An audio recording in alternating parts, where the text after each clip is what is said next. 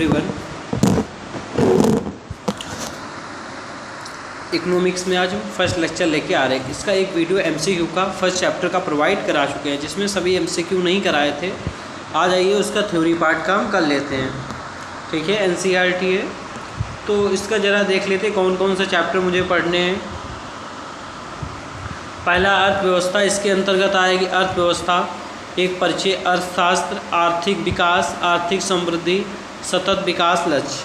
फिर second chapter, आइए chapter के नेम ही जान लेते हैं।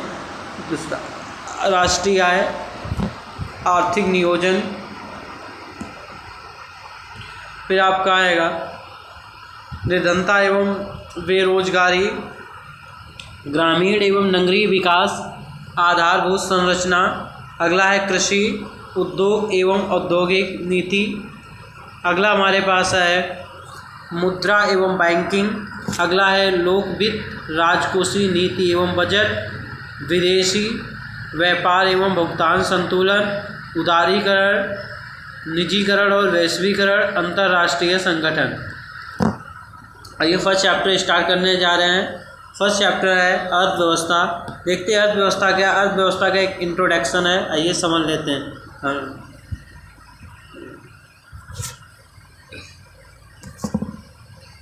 अर्थव्यवस्था, इससे इकोनॉमी शब्द दो शब्दों से मिलकर बना है, अर्थ एवं व्यवस्था, जिसमें अर्थ का तात्पर्य मुद्रा से है और व्यवस्था का तात्पर्य एक स्थापित कार्य प्रणाली से है। अर्थव्यवस्था का संबंध किसी भी देश की समस्त आर्थिक गतिविधियों से है। किसी भी समाज में व्यक्ति को भोजन, वस्त्र, आवास, चिकित्सा, शिक्षा आदि भौतिक सुविधाओं की आवश्यकता होती है। इन्हीं भौतिक आवश्यकताओं की पूर्ति करने वाली संस्थागत प्रणाली को अर्थव्यवस्था कहा जाता है। अर्थव्यवस्था के प्रकार आइए जान लेते हैं। अर्थव्यवस्था के मेन कितने प्रकार होते हैं? मेन 3 प्रकार हैं। कौन कौन से हैं? नियंत्रण के आधार पर वर्गीकरण हम कर रहे हैं, विकास के आधार पर वर्गीकरण, वैश्विक संबंधों के आधार पर वर्गीकरण। इसमें पहला हम देखने जा रहे हैं नियंत्रण के आधार पर वर्गीकरण में कौन कौन सी अर्थव्यवस्थाएं आती हैं। समाजवादी अर्थव्यवस्था, पूंजीवादी अर्थव्यवस्था और मिश्रित अर्थव्यवस्था। अगला है हमारे पास विकास के आधार पर वर्गीकरण। इसमें आता है विकसित अर्थव्यवस्था, अविकसित अर्थव्यवस्था और विकासशील अर्थव्यवस्था।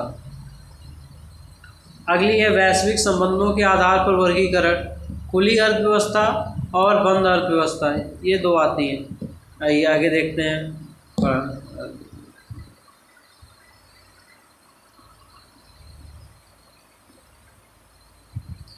नियंत्रण के आधार पर आइए समझ लेते हैं। नियंत्रण के आधार पर अर्थव्यवस्था का वर्गीकरण निम्न रूपों में किया जाता है। समाजवादी अर्थव्यवस्था, सोशलिस्ट इकोनॉमी। इस प्रकार की अर्थव्यवस्था में समस्त आर्थिक गतिविधियों पर सरकार का नियंत्रण होता है। समाजवादी अर्थव्यवस्था में राज्य की केंद्रीय भूमिका होती है। दूसरा हमारे पास है पूंजीवादी अर्थव्यवस्था, कैपिटलिस्ट इकोनॉमी। इस अर्थव्यवस्था को उदारवादी अर्थव्यवस्था भी कहा जाता है। इसके अंतर्गत उत्पादन के साधनों, उसके वितरण तथा विनिमय पर निजी क्षेत्रों, प्राइवेट सेक्टर का नियंत्रण होता है। इसमें आर्थिक गतिविधियों का मुख्य उद्देश्य अधिकतम लाभ कमाना होता है।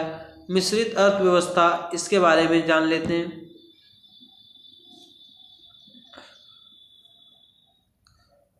इस अर्थव्यवस्था में समाजवादी और पूंजीवादी अर्थव्यवस्थाओं का मिश्रित रूप पाया जाता है, जिसमें समाजवादी और पूंजीवादी दोनों अर्थव्यवस्थाओं का मिश्रित रूप होता है। उसी को मैं लोग मिश्रित अर्थव्यवस्था कहते हैं। कुछ महत्वपूर्ण उद्यम सरकार के स्वामित्व में होते हैं, जबकि अन्य उद्यमों को निजी क्षेत्र के स्वामित्व में रखा जाता है। इस अर्थव्यवस्था के अंतर्गत मूल्य निर्धारण सरकार तथा बाजार की गतिविधियों द्वारा नियंत्रित किया जाता है। भारत में मिश्रित अर्थव्यवस्था को महत्व दिया गया है। भारत की मिश्रित अर्थव्यवस्था की विशेषताएं हैं कि इसमें अनेक महत्वपूर्ण उद्यम एवं एक साथ सार्वजनिक क्षेत्र तथा निजी क्षेत्रों मतलब पब्लिक सेक्टर और प्राइवेट सेक्टर्स के स्वामित्व में है। उदाहरण के रूप में भारत में लौह इस्पात संयंत्र सार्वजनिक तथा निजी दोनों क्षेत्रों में विद्यमान है। अगला है विकास के आधार पर अर्थव्यवस्था। एक मिनट।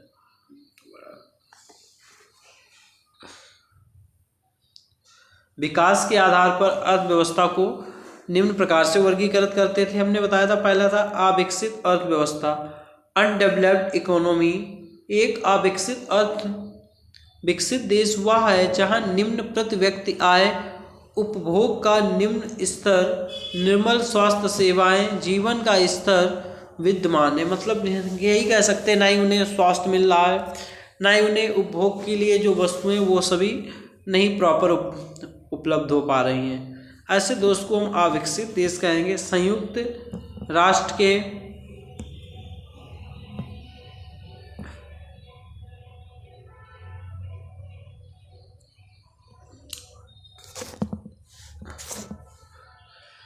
राष्ट्र के अनुसार सबसे कम मानव विकास सूचकांक तथा निम्नतम सामाजिक आर्थिक विकास वाले सभी देश अविकसित अर्थव्यवस्था की श्रेणी में आते हैं। उदाहरण के लिए बांग्लादेश, नाइजर, चाड, दक्षिण सूडान, माली आदि। फिर आता है विकासशील अर्थव्यवस्था, डेवलपिंग इकोनॉमी। इसमें वे देश शामिल होते हैं जहां औद्योगिकीकरण कार्य प्रगति पर है तथा मानव विकास सूचकांक में अपेक्षाकृत कम प्रगति मापन है।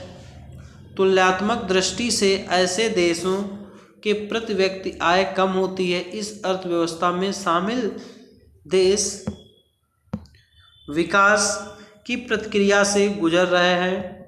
उदाहरण के लिए भारत और चीन।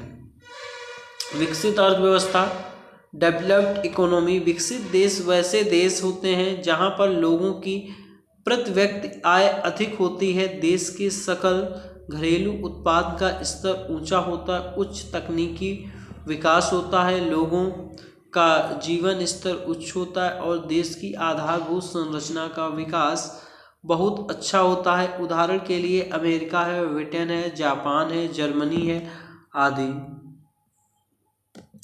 अगली आती है मेरे पास वैश्विक संबंधों के आधार पर। वैश्विक संबंधों के आधार पर अर्थव्यवस्था को निम्न प्रकार से वर्गीकृत किया गया है। वो कौन कौन से आइए समझते हैं। पहला है बंद अर्थव्यवस्था, क्लोज्ड इकोनॉमी। वह अर्थव्यवस्था जो बाह्य अर्थव्यवस्था से किसी भी प्रकार से आर्थिक संबंध नहीं रखती है तथा जहां आयात निर्यात मतलब एक्सपोर्ट इंपोर्ट की गतिविधियां शून्य होती है, ना ही माल इधर का उधर आता जाता नहीं है, तो उसको हम लोग बंद अर्थव्यवस्था कहते हैं। बंद अर्थव्यवस्था कहलाती है। बंद अर्थव्यवस्था में निजी क्षेत्र की भूमिका नगण्य होती है। उत्तर कोरिया की अर्थव्यवस्था एक बंद अर्थव्यवस्था का उदाहरण है। दूसरी मेरे पास आती है खुली अर्थव्यवस्था, ओपन इकोनॉमी। इस अर्थव्यवस्था में आयात एवं निर्यात पर न्यूनतम प्रतिबंध मिनिमम रेस्ट्रिक्शन होता है तथा उदारवादी एवं निजी आर्थिक तत्वों का प्रभाव अधिक होता है। हांगकांग, सिंगापुर, दक्षिण कोरिया इत्यादि देशों की अर्थव्यवस्था खुली अर्थव्यवस्था का उदाहरण है। ऐसी अर्थव्यवस्था में उत्पादन, उपभोग मतलब कंजप्शन तथा पूंजी निर्माण कैपिटल फॉर्मेशन बाह्य लेन देन से प्रभावित होता है।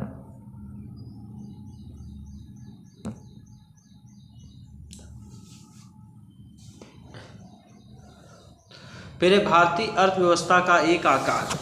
क्या है भारतीय अर्थव्यवस्था का आकार समझते हैं। भारतीय अर्थव्यवस्था आर्थिक संकेतों इकोनॉमिक इंडिकेटर के आधार पर विश्व की 5वीं सबसे बड़ी अर्थव्यवस्था 2024 के अनुसार रही है। क्रय शक्ति क्षमता के आधार पर भारतीय अर्थव्यवस्था यूएसए तथा चीन के बाद विश्व की तीसरी सबसे बड़ी अर्थव्यवस्था है। ध्यान रखना, क्रय शक्ति के आधार पर। संयुक्त राष्ट्र यूनाइटेड नेशन की संस्था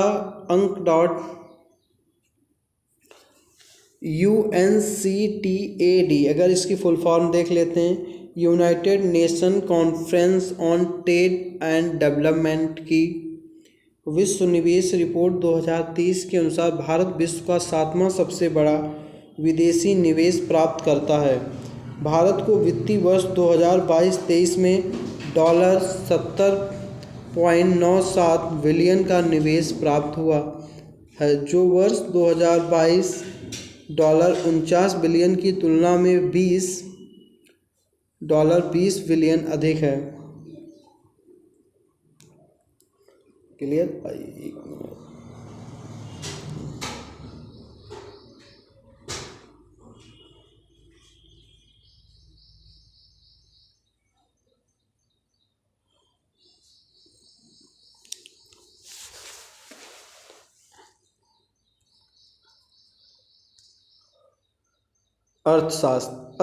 अर्थशास्त्र अंग्रेजी शब्द इकोनॉमिक्स का हिंदी रूपांतरण है, क्योंकि यह ग्रीक भाषा के ओकोनोमिया शब्द से उत्पन्न हुआ है, जहाँ ओइक्स का अर्थ है हाउस तथा नेमेंस का प्रतिबंध करना, टू मैनेज।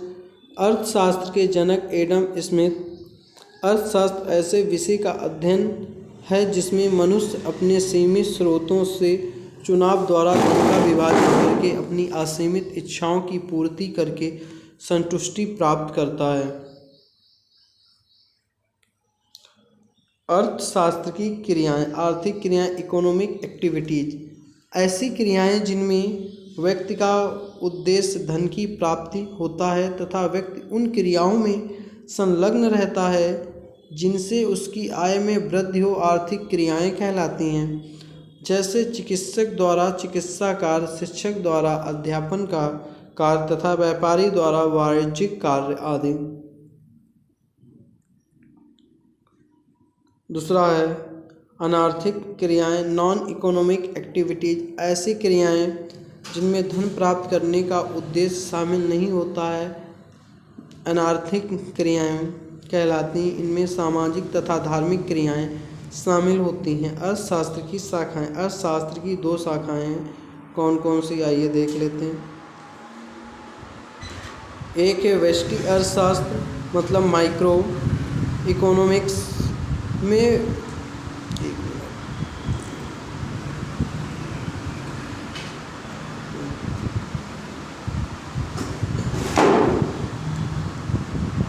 व्यक्तिगत इकाइयों जैसे परिवार, फॉर्म, उद्योग इत्यादि का अध्ययन किया जाता है। मतलब अर्थव्यवस्था का एक छोटे से पार्ट का जब अध्ययन किया जाता है, ऐसे एग्जाम्पल ले लीजिए, अगर पूरा जंगल है तो समष्टि अर्थव्यवस्था हो जाएगी, अगर पूरे जंगल का अध्ययन कर रहे हैं। अगर उसमें कुछ पेड़ों का अध्ययन कर रहे हैं तो वो माइक्रो इकोनॉमिक्स हो जाती है। क्लियर है? आइए, व्यष्टि अर्थशास्त्र को व्यष्टि विश्लेषण, माइक्रो एनालिसिस या मूल्य सिद्धांत, वैल्यू थ्योरी भी कहा जाता है। इसमें मांग, उत्पादन तथा कीमत निर्धारण से संबंधित सिद्धांतों का अध्ययन किया जाता है। व्यष्टि अर्थशास्त्र का उद्देश्य बाजार में मांग तथा आपूर्ति की व्यवस्था को बनाए रखना तथा उपभोग और मांग के अन्य तत्वों की पहचान करना है। समष्टि अर्थशास्त्र क्या होती है, जिसमें पूरे जंगल का अध्ययन किया जाता है। मैक्रो अर्थव्यवस्था में संपूर्ण अर्थव्यवस्था का अध्ययन किया जाता है। इसमें राष्ट्रीय तथा अंतर्राष्ट्रीय अर्थव्यवस्थाओं की अंतर्निर्भरता, इंटरडिपेंडेंसी का अध्ययन भी किया जाता है। समष्टि अर्थशास्त्र में राष्ट्रीय आय, बचत, व्यापार, कुल निर्यात, रोजगार तथा समग्र कीमत स्तर इत्यादि की व्याख्या तथा उनके लक्ष्यों के निर्धारण एवं प्राप्ति की प्रक्रिया को भी शामिल किया जाता है। दूसरा आता अर्थशास्त्र की एक पृथक शाखा के रूप में। समष्टि अर्थशास्त्र को आरंभ करने का श्रेय ब्रिटिश अर्थशास्त्री जॉन मेडार्ड स्किन्स को दिया गया है, जिन्होंने अपनी पुस्तक general theory of employment, interest and money, the general theory of employment, interest and money में इसे सैद्धांतिक रूप दिया।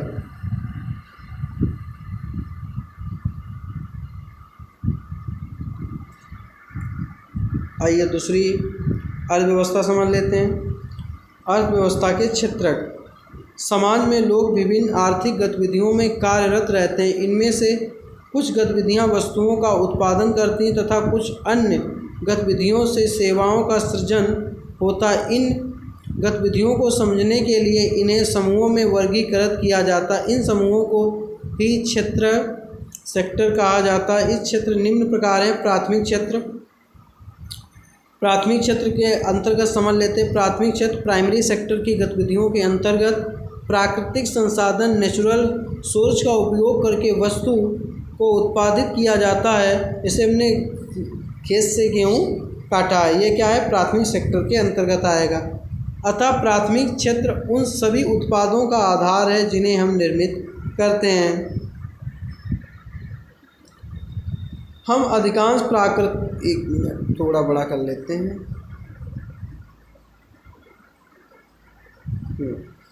हम अधिकांश प्राकृतिक उत्पाद कृषि, डेयरी, मत्स्य और वनों से प्राप्त करते हैं, जिसके कारण इस क्षेत्र को कृषि एवं सहायक क्षेत्र भी कहते हैं। प्राथमिक क्षेत्र की देश के कुल सकल घरेलू जीडीपी मतलब ग्रॉस डोमेस्टिक प्रोडक्ट में हिस्सेदारी वित्त वर्ष 2023 के दौरान 21.22-23 में थी 21.82% रही थी। अगर हम द्वितीयक क्षेत्र की बात करते हैं, सेकेंडरी सेक्टर की बात करें, सेकेंडरी क्षेत्र में उन गतिविधियों को स्थान दिया जाता है जिनके अंतर्गत प्राकृतिक उत्पादों को विनिर्माण के द्वारा अन्य वस्तुओं में परिवर्तित किया जाता है। जैसे गेहूं को ले आए, हमने गेहूं का आटा बना लिया, ठीक है, ये किसके अंतर्गत आ जाएगा, द्वितीयक क्षेत्र के अंतर्गत आएगा। इस क्षेत्र के अंतर्गत वस्तुओं का उत्पादन प्रत्यक्षतः प्रकृति से नहीं होता है बल्कि वस्तुएं निर्मित की जाती हैं। इसलिए विनिर्माण की प्रक्रिया किसी कारखाने, कार्यशाला या घर में हो सकती हैं। उदाहरण स्वरूप कपास के पौधे से प्राप्त रेशों का उपयोग सूत कातने और कपड़ा बुनने में किया जाता है। यह क्षेत्र विभिन्न प्रकार के संवर्धित उद्योगों से जुड़ा है, जिसके कारण इस क्षेत्र को औद्योगिक क्षेत्र इंडस्ट्रियल सेक्टर भी कहा जाता है। द्वितीयक क्षेत्र की देश के सकल घरेलू उत्पाद में हिस्सेदारी वित्त वर्ष 2022-23 में 24.29% रही थी। तृतीयक क्षेत्र क्या होते हैं, आइए तृतीयक क्षेत्र के बारे में समझ लेते हैं। तृतीयक क्षेत्र के अंतर्गत आने वाली गतिविधियां प्राथमिक और द्वितीयक क्षेत्र के विकास में सहायता करती हैं। जैसे आटा हमने बनाया, पहला गेहूं का आटा प्राथमिक है, गेहूं से आटा बनाया द्वितीयक, आटा से हमने क्या किया, ब्रेड बना दिया, ये तृतीयक क्षेत्र के अंतर्गत आ जाता है। तृतीयक क्षेत्र की गतिविधियां स्वतः वस्तुओं का उत्पादन नहीं करती हैं बल्कि उत्पादन प्रक्रिया में सहायता करती हैं। इनमें परिवहन एवं संचार की व्यवस्था शामिल होती है। तृतीयक क्षेत्र की गतिविधियां वस्तुओं के स्थान पर सेवाओं का सृजन करती, इसलिए इस क्षेत्र को सेवा क्षेत्र भी कहा जाता है। सेवा क्षेत्र के अंतर्गत ऐसी सेवाओं को भी शामिल किया जाता है जो प्रत्यक्ष रूप से किसी वस्तु का उत्पादन नहीं करती हैं किंतु उन्हें आवश्यक माना जाता है।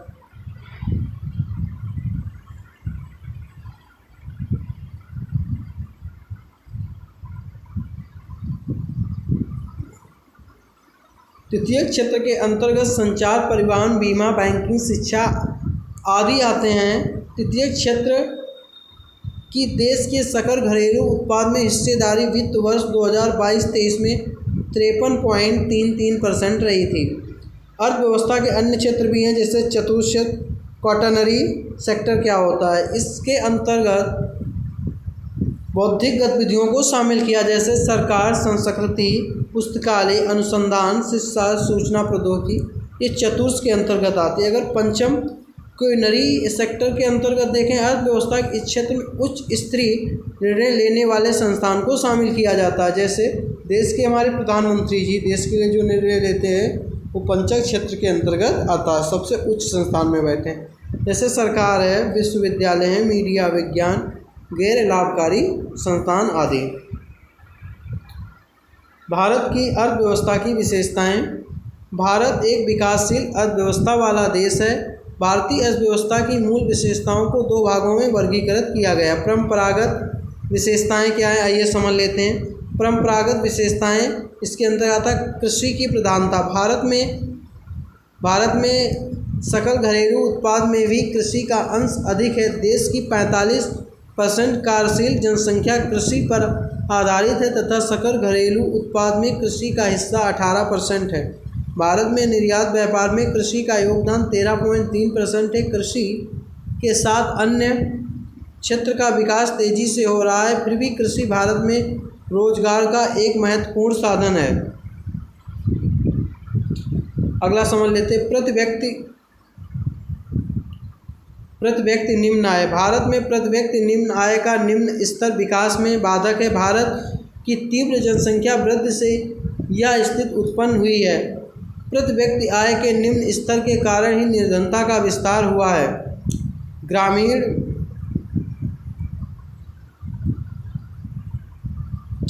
ग्रामीण अर्थव्यवस्था। ग्रामीण जनगणना 2011 के अनुसार भारत की कुल जनसंख्या का 67% भाग ग्रामीण क्षेत्रों में निवास करता है। ग्रामीण संख्या का यह स्तर अत्यधिक है। विकसित अर्थव्यवस्था में ग्रामीण जनसंख्या का प्रतिशत निम्न होता है। शहरों के विस्तार में ग्रामीण अर्थव्यवस्था को भी विकास का अवसर मिलता है। जनसंख्या वृद्धि।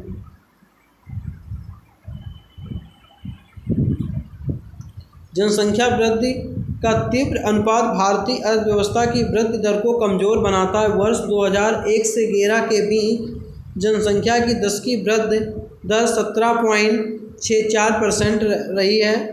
तीव्र जनसंख्या वृद्धि दर के कारण उपलब्ध संसाधनों पर दबाव बढ़ा और सीमित संसाधनों के कारण कुछ लोगों तक संसाधनों की पहुंच हुई, जिससे सामाजिक आर्थिक असमानता बढ़ी।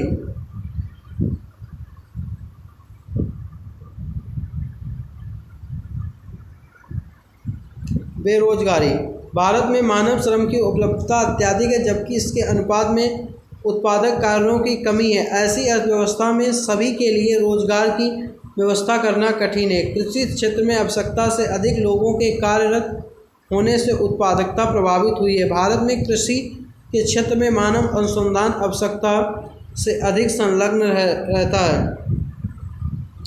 अगला, आय वितरण में असमानता। भारत में आय तथा संपत्ति के वितरण में अत्यधिक असमानता है। इस असमानता के कारण गरीबी तथा बेरोजगारी की समस्या उत्पन्न हुई है। विकसित देशों में कराधान की प्रगामी प्रणाली प्रोग्रेसिव सिस्टम के कारण आय वितरण में अधिक असमानता नहीं है। सामाजिक सुरक्षा व्यवस्था, शिक्षा, प्रशिक्षण, रोजगार के समान अवसरों के कारण ऐसी अर्थव्यवस्थाओं में आर्थिक असमानता कम हुई है। नवीन विशेषताएं, इसको हम बाद में देखते हैं।